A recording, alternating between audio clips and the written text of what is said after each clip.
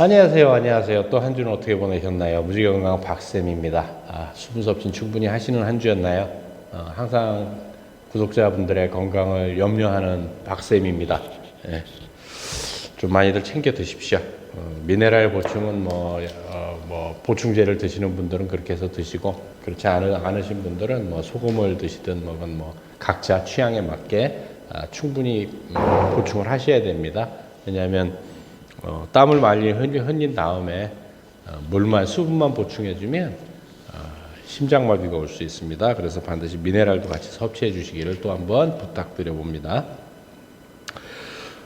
또 지난주에 이어서 호메시스 책 내용을 보게 되면 132페이지에 여전히 POP 배출이 중요한 이유라고 하는 겁니다. 당연히 이제 이런 독성 물질, 화학 물질들을 배출해 주는 게 가장 중요하죠. 중요하니까. 자, 135페이지에 보게 되면 이제 어떤 내용들이 있냐면 간 청소라는 것이라는 제목을 가지고 또 이제 간 청소에 대해서 이제 나오는데, 간세포를 통하여 배출되는 POP와 같은 화학 물질들은 담즙과 함께 간 내에 존재하는 아주 좁은 수많은 담관들을 타고 흘러내려옵니다. 이렇게 간 내 담관을 타고 흘러내린 담즙은 간 밖에 존재하는 큰 담관에서 같이 만나게 되고, 그 옆에서 있는 담낭이라는 장기에 모여 있다가 우리가 음식을 먹을 때 소장으로 분비가 됩니다. POP가 인체 밖으로 배출이 잘 되려면 무엇보다 먼저 충분한 담즙이 소장으로 잘 나와야 합니다. 그런데 이 담즙들이 쑥쑥 흘러내려오지 못하고 간 내 담관에 정체되어 있으면 아무리 식이섬유를 많이 먹어도 의미가 없는 것입니다. 간 청소는 그 작용 원리를 생각해 보면 담관 내에 정체되어 있는 POP에 오염된 담즙들을 한꺼번에 확 쓸어 내려올 수 있도록 도와주는 역할을 하는 것으로 볼 수 있죠. 많은 분들한테 간 청소를 말씀을 드렸어요. 하신 분들도 있고 기뚱으로 들으신 분들도 있으시겠지만, 어쨌든 간 한 번씩 해주시는 것도 나쁘진 않습니다. 이분은 의대 나왔는데도 간 청소를 언급을 해주시네요.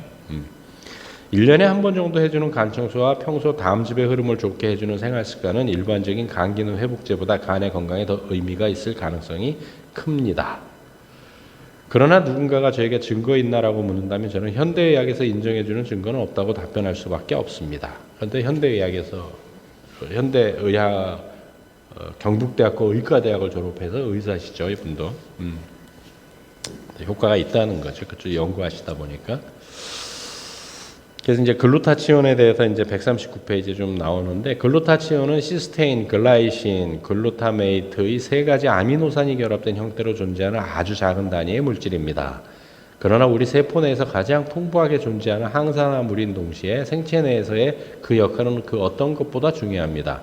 이 물질이 부족해지면 인체 내에 존재하는 화학 물질들, 특히 나쁜 놈들을 제때제때 처리해 줄 수가 없고, 산화 스트레스가 지속적으로 증가되며 우리의 면역 체계가 위협을 받습니다. 비타민 C와 같은 항산화제도 글루타치온이 없으면 무용지물이에요. 많이 드셔야 되겠죠. 글루타치온, 아미노산의 결합 최고요. 어쨌든 간 좋은 거는 많이 챙겨 드십시오. 142페이지에 또 동물성 식품으로 시스테인이나 메티오닌을 섭취하면 따로 운동과 같은 호메시스를 작동시켜주는 뭔가를 추가를 해줘야 세포 내에서 글루타치온 합성이 시작될 수 있습니다. 그러니까 식물성 식품, 단백질을 먹는 게 훨씬 낫다는 얘기죠. 그러나 식물성 식품을 신선한 상태로 먹게 되면 글루타치온 합성에 필요한 원재료의 공급과 함께 그 재료들을 엮는 데 필요한 효소들을 활성화시켜주는 호메시스 작동을 위한 자극이 동시에 주어진다는 것입니다. 그러니까 글루타치온이 단백질이라고 또 동물성 단백질 섭취하는 것보다는 식물성 단백질을 섭취하시라는 얘기예요. 글루타치온 합성에 필요한 원재료들이 상대적으로 많이 함유된 식물성 식품들은 어떤 것들이 있을까요? 아주 친절하신 분이죠. 이덕희 박사님께서는 아스파라거스는 가장 글루타치온 함량이 높은 채소이고, 브로콜리, 감자, 양파, 피망, 호두, 마늘, 당근도 글루타치온 함량이 어느 정도 되는 식물성 식품입니다. 대한민국 사람들은 그래도 마늘은 많이 먹잖아요, 그죠? 시스테인은 부추, 홍고추, 마늘, 브로콜리, 양배추, 그리고 현미와 같이 씨눈이 있는 곡식 등에 많이 함유되어 있고요. 메티오닌이 많이 함유된 식물성 식품은 참깨, 온갖 씨앗 종류, 현미와 같이 씨눈이 있는 곡식입니다. 이들 식품을 가능한 한 열을 가하지 않은 상태에서 신선할 때 먹을 수 있다면 가장 바람직하겠죠. 라고 말씀을 하십니다. 그래서 또 이제 143페이지 자연치료와 호메시스라는 제목을 가지고 나오는데, 자연치료를 현대의학과 대치되는 개념으로 사용하는 것은 또 다른 오류를 가져올 수 있습니다. 호메시스를 중간에 두고 현대의학과 자연치료는 과학의 이름으로 만날 수 있습니다. 현대의학의 영역에 자연치료가 자연스럽게 포함되고 접목될 수 있다면 현대의학은 앞으로 더 강력한 힘을 발휘할 것이며 자연치료는 그 원래의 가치를 온 세상에 드러낼 것입니다. 사실 예전에 앞에 어느 책에서도 풀어드렸었지만, 예전에 의대에서는 이렇게 5 분야가 있었거든요. 그 중에 하나가 현대의학이고 또 그 중에 하나가 이제 자연치유 있었고 영양학이 있었고 그렇게 분야가 많았었는데 지금은 다 이제 없어진 거죠. 그래서 좀 슬프긴 한데, 148페이지에 질병의 시작을 유전자 발현, 단백질 구조, 수용체 기능, 신호 전달 체계의 관점에서 바라보기 시작하면 해결책을 찾기가 점점 힘들어집니다. 많은 경우 이러한 문제들은 현상이고 결과일 가능성이 큽니다. 질병 발생 과정 중에서 필연적으로 나타나는 것일 수도 있고 생명체가 보상 기전으로 작동시켜서 나타나는 현상일 수도 있겠죠. 그러니까 현대의학이 어려운 길을 걷고 있는 거죠. 파트 3로 넘어갑니다. 그래서 3장으로 넘어갔는데 우리를 둘러싼 이슈들, 그래서 이제 유전자 조작 식품을 어떻게 볼 것인가 이런 얘기도 있고요. 이건 좀 유전자 조작 얘기가 아니고 호메시스 얘기니까 걔도 이제 또 언급을 하셨는데, 이미 GMO 식품은 우리 식탁 구석구석을 다 점령해 버렸어요. GMO라는 표기를 한 식품보다 그 사실을 모르고 우리가 먹는 GMO가 포함된 식품들의 숫자가 훨씬 많을 겁니다. 노출량 제로를 만들 수 있는 방법은 단 하나밖에 없어요. 알려드릴까요? 그만 살고 죽는 겁니다. 유머도 있으세요, 그죠? 우리가 처한 현실을 볼 때 피하는 노력은 그리 의미가 없어요. 제가 노상 말씀드렸잖아요. 피할 수 있는 방법은 없습니다. 저도 못 피합니다, 이 방법들은. 우리가 할 수 있는 일은 호메시스를 일상적으로 작동시켜서 우리 몸에 GMO 때문에, 라운드업 때문에, 그리고 POP 때문에 세포 수준에서 문제가 발생했을 때 초기에 우리 세포가 즉각 이런 상황들을 감지하여 이를 바로잡도록 도와주는 것. 그 외에는 그리 뾰족한 수가 없다는 겁니다. 참고 문헌들이 쭉 또 나오고요. 비타민 보충제 이야기에서 이제 비타민 보충제 얘기도 쭉 나옵니다. 근데 비타민 얘기가 아니고 또 철분 이야기 이런 얘기도 나와요. 176페이지에 식물성 식품 속에 들어있는 철분의 흡수율은 우리 몸의 필요에 매우 민감합니다. 평상시에는 식물성 식품 속에 들어있는 철분의 흡수율이 10% 미만으로 아주 낮지만 임신 시와 같이 철분이 많이 필요하게 되면 흡수율이 증가합니다. 식품 영양학 교과서들을 보면 식물성 식품의 철분 흡수율이 낮다는 것을 영양학적으로 큰 문제인 것으로 기술하고 있지만, 식물성 식품의 철분 흡수율이 이렇게 인체의 필요에 따라서 정교하게 달라진다는 것은 정말 굉장한 의미가 있다고 생각합니다. 자연은 그렇습니다. 필요한 만큼만 흡수를 하는 거죠. 또 178페이지엔 당뇨병 얘기가 잠깐 나오는데, 그러니까 아이오와 여성 건강 연구 미네소타 대학에 있을 때 이제 본인이 미네소타 대학에 있을 때 이제 연구했던 그 내용이 나오거든요. 당뇨병이 있는 사람들이 비타민 C를 10년 이상 보충제로 섭취한 경우 안 먹은 사람들에 비하여 대표적인 당뇨병 합병증이라고 할 수 있는 심장병이나 뇌졸중으로 사망할 위험이 2~3배 정도 증가했습니다.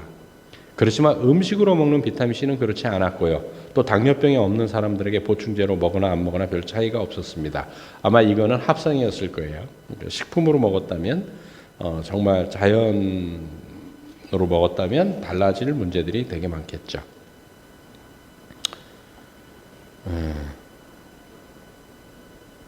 185페이지에 또 이제 역사 얘기가 좀 나오긴 하는데, 결국 우리 인간들이 가진 과학적 지식이라는 것도 유효기간이 있지 않나 싶은 생각이 듭니다. 정말 그렇지 않을까요? 예전에는 천동설이었잖아요. 천동설. 지구를 중심으로 태양이 지구 주위를 뺑뺑 돈다는. 근데 그것도 결국 폐기됐잖아요. 그 당시에는 최선의 선택이라고 믿었던 결정들이 시간이 감에 따라 오히려 문제라고 밝혀지고, 그러나 이미 되돌리기엔 너무 늦어버린 그런 상황들이 여러 분야에서 반복해서 나타나는 것 같습니다. 의료도 마찬가지라는 얘기죠. 또 엽산 얘기도 나오거든요. 엽산은 정말 많이 먹어야 됩니다. 그래서 엽산은 유전 정보를 담고 있는 DNA 합성의 필수적인 성분입니다. 그렇기 때문에 세포가 왕성하게 분열을 하는 시기에 엽산이 부족하지 않게 공급하는 것은 매우 중요한데요. 특히 임신 초기에 엽산이 부족하면 태아의 신경관 결손 발생 위험이 높아집니다. 신경관 결손 발생이 높아진다는 건 신경관이 문제가 생긴다는 거예요. 그럼 신경을 관장하는 것이 어디예요? 뇌 쪽에 생기죠. 뇌에 문제가 생긴다는 얘기고, 이분척수라고 또 신경계를 보호하는 뼈가 다 안 자라서 뼈 사이로 이제 이렇게 또 흘러나와서 여러 가지 문제들이 생깁니다. 장애를 갖고 사는 거죠. 뭐 콜레스테롤 신화 얘기도 나오는데, 콜레스테롤이 궁금하신 분들은 제 앞 동영상 앞쪽에 보시면 콜레스테롤 수치 속지 마라라는 미국 심혈관계 전문의가 써놓은 책을 5번인가 걸쳐서 풀어놓은 내용이 있습니다. 그걸 참고하시면 되고요. 202페이지에 이제 콜레스테롤에 대한 얘기들이 나오는데, 사실 혈중 콜레스테롤이 높아지는 것이 콜레스테롤이 높은 음식을 많이 먹어서 그렇다는 것은 애초부터 비논리적인 주장입니다. 왜냐하면 우리 몸에서 직접 합성하는 양이 음식을 통하여 외부에서 들어오는 양보다 훨씬 더 많기 때문이죠. 콜레스테롤은 간에서 90% 합성을 하고요, 음식으로 10%, 뭐 많게는 20%, 그럼 간에서 80%만 만들어내겠죠. 인체에서 필요한 양의 80%를 우리 세포가 이 시간에도 합성하고 있다는데, 외부에서 뭐 좀 더 먹고 덜 먹고 하는 것이 어떻게 대세에 영향을 줄 수 있겠습니까? 그런데 여기서 우리가 한 걸음 더 나아가 생각해 봐야 할 것이 있습니다. 왜 인체에서 굳이 에너지를 사용해 가면서 콜레스테롤을 합성할까 하는 것입니다. 그것은 그만큼 생명체의 생존에 필수적인 요소라는 의미입니다.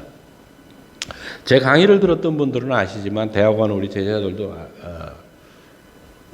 뭐 수업 시간마다 해줬던 얘기들이기 때문에 아마 알 거예요. 제가 그랬거든요. 그러면 콜레스테롤 수치가 높으니까, 간에서 만드니까 그럼 간을 빼야 되지 않겠냐라는 얘기를 했었거든요.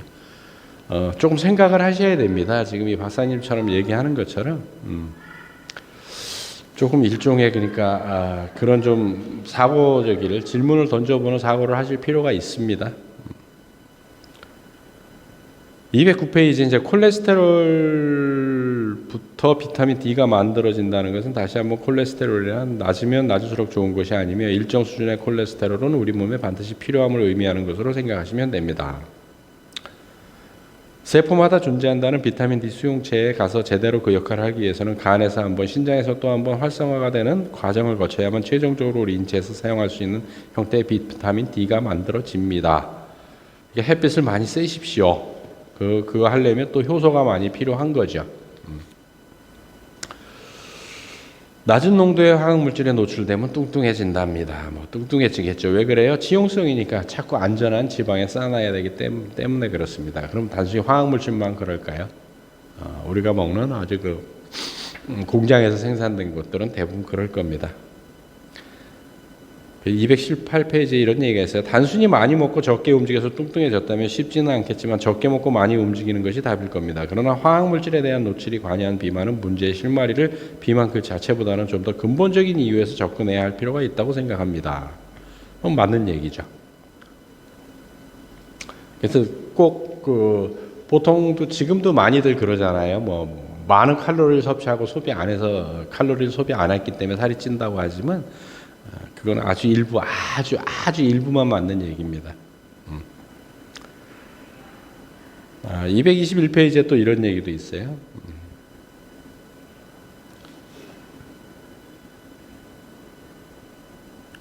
이상하게도 일단 환자가 된 사람들을 대상으로 그 예후를 보면 뚱뚱한 사람들이 그렇지 않은 사람들보다 더 좋습니다. 즉, 뚱뚱한 환자들이 정상 체중이나 마른 사람들보다 더욱더 오래 산다는 거죠.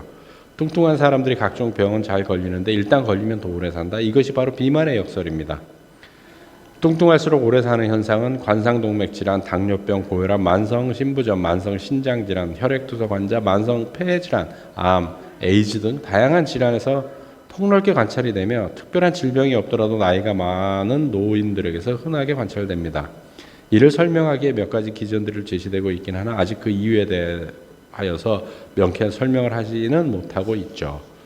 그러니까 체중이 어느 정도, 지방이 어느 정도 있어야만 우리 인체는 더 건강하게 오래 살 수 있다는 얘기입니다. 근데 한국 여성분들은 그렇지 않죠. 빼빼 말라야 뭐 본인이 아름답다고 생각을 하는지. 대한민국 여성들이요, 살을 조금 찌우십시오. 225페이지에 보게 되면 POP의 입장에서 보았을 때 제일 나쁜 시나리오가 살 빼기와 살찌기를 반복하는 것입니다. 체중을 줄이는 속도를 조절해 가면서 POP 배출도 동시에 증가시키고 요요 현상이 발생하지 않도록 하는 살 빼기 방법이 뭐가 있을까요? 운동과 현미채식 위주의 식습관이라는 기본이 없으면 어렵다고 생각합니다. 결국은 식습관, 생활습관을 바꾸지 않으면 어렵다라는 얘기예요. 그래서 이제 그런 얘기들이 쭉 됩니다. 뭐 또 생물학적인 얘기도 나오고 하는데 뭐 그런 것들은 그렇게 중요한 얘기는 아니고요. 발효 얘기가 나옵니다. 256페이지에 통상적인 발효 과정에서 POP 물질들이 분해가 얼마나 될지는 아직 잘 모르겠습니다만 소금으로 만든 발효식품은 비록 엄청나게 짠 음식일지언정 우리가 상상하는 것보다 안전하고 건강한 식품일 가능성이 있습니다. 말씀드렸다시피 현대사의 많은 음식들은 다양한 화학물질로 오염되어 버렸습니다. 그러나 발효 과정에서 발생한 다양한 미생물들이 이러한 화학물질들을 분해하게 됨으로써 현대사에서 발효식품은 우리 몸의 정상적인 생리작용을 위하여 반드시 필요한 나트륨을 비롯한 각종 영양성분을 보다 더 안전하게 섭취할 수 있는 식품원이 될 수도 있습니다. 결국은 짜게 먹지 말고 김치도 나쁜 뭐 소금으로 절이고 하기 때문에 뭐 건강식으로 안 좋다라고 얘기하시는 분들이 있지만 그는 진짜 단편적인 얘기만을 생각하는 겁니다. 또 모유 얘기도 나오고 뭐 그런 거는 뭐 그래도 모유가 더 중요하다고 저는 개인적으로 생각을 하는 편입니다. 뭐 그런 얘기들이 쭉 이어지고요. 뭐 짧게 많이 나옵니다. 또 이 책에서도 우유 얘기도 나옵니다. 우유도 먹지 말라고 나오고 또 MSG 얘기도 나오고 또 감염 질환에 대한 뭐 나오는데 그렇게 대단한 건 아니고요. 감염 질환 얘기는 이제 302페이지에 앞으로 각종 신종 전염병이 창궐할 것이라는 우울한 전망이 많습니다. 인간들이 저질러 놓은 환경 파괴로 인한 당연한 결과물이죠. 그때마다 신종플루 유행 때처럼 그 난리를 칠 건가요? 지금부터라도 집집마다 항균 비누, 항균 세제, 항균 모시기 붙은 것들을 다 폐기 처분하시고 평소 튼튼한 면역 체계를 위하여 노력하는 것이 언제 어디서 어떤 모습으로 우리에게 닥칠지 모르는 미지의 신종 전염병을 대비하는 최선의 방법이라고 믿습니다. 이 얼마 자신 있게 얘기를 하시냐고요. 메르스와 같은 경우는 현재까지 자료에 근거해 볼 때 불특정 다수들이 감염되는 상황, 즉 지역사회 감염의 가능성이 상당히 낮다고 합니다. 그러나 메르스뿐만 아니라 우리가 목숨을 부지하면서 사는 동안은 앞으로도 끊임없이 찾아올 신종 감염병에 대하여 우리가 일상생활 속에서 뭘 할 수 있을까를 한번 진지하게 생각할 필요가 있습니다. 사실 메르스는 증상이 발생한 후에 전파력이 있다든지 비교적 가까운 거리에 있어야만 전파된다든지 하는 특성을 가지고 있어서 우리나라에서 실패를 해서 그렇지 상대적으로 대적하기가 쉬운 전염성 질환입니다. 그러나 증상이 발생하기 전부터 전파력이 있다든지 먼 거리까지 공기를 타고 전파된다든지 하는 특성을 가진 감염성 질환이 등장하는 날에는 이건 제 아무리 난다긴다 해도 정부가 존재한다 하더라도 속수무책이죠. 우리 코로나19를 겪어보셨지 않습니까? 또 하나 310페이지에 이런 얘기가 있어요. 너무 일찍 발견한 암이라는 것이 있을까? 이거 정말 맞는 말이라고 생각합니다. 빨리 발견해서 일찍 치료하면 좋은 일 아니냐? 천만의 말씀이다. 아주 말도 많고 탈도 많습니다. 라고 의사인분이 얘기를 하세요. 또 유방암 얘기가 나오는데 다소 논란이 있습니다만 현재 유방암의 경우 어떤 증상이 없는데 유방 촬영을 통하여 조기 진단받은 환자의 3분의 1 정도는 그냥 가지고 살아도 아무런 문제가 없을 사람들, 즉 과도한 진단으로 보고 있습니다. 여성분들 생각을 해보십시오. 320페이지에 최소한 지금과 같이 전 국가적인 차원에서 암 조기 진단만이 모든 사람에게 최고의 선이라는 전제하에서 벌어지는 많은 일들을 다시 생각해 볼 필요가 있습니다. 처음부터 모르면 몰라도 일단 알게 되면 아무리 작은 암이라도 그냥 지켜볼 수 있는 배짱을 가진 사람은 흔하지 않을 겁니다. 의사도 마찬가지입니다. 한번 지켜보자고 했다가 갑자기 진행되면 아주 곤란해지니까요. 현실에서 암검진이 가진 딜레마는 결국 사소한 문제가 아니며 과학기술의 발전과 함께 점점 더 작은 크기의 암을 발견할 수 있는 능력을 우리 인간이 가지게 되면 될수록 그 딜레마는 걷잡을 수 없이 더 커지게 됩니다. 발암 물질, 더 중요한 것은 씨가 아니고 밭입니다. 이거 굉장히 의미 있는 거예요. 나의 삶이 유전됩니다. 그래서 당신이 먹은 게 3대가 간다, 그런 책도 있고 여러 가지가 있지 않습니까? 그러니까 어떤 걸 믿든지 개인의 자유라고 저는 개인적으로 생각을 합니다. 그렇지만 거기서 내가 어떤 것을 선택하느냐지만 오직 한 가지만의 길이 있다고 생각을 하시면 저는 안 된다라고 생각을 합니다. 그렇다고 현대의학을 부정하는 것도 아니고요. 등산 코스는 딱 하나만에 있는 것은 아닙니다. 산으로 올라가는 방법은 여러 가지가 있습니다. 그 방법도 좀 생각해 보시고 알아보시는 것도 현명한 또 의료 소비를 하는 사람으로서 소비자로서 권리가 아닐까 생각을 해봅니다. 또 건강한 한 주 보내시고 더 좋은 책으로 또 만나 뵙도록 하겠습니다. 수고하셨습니다.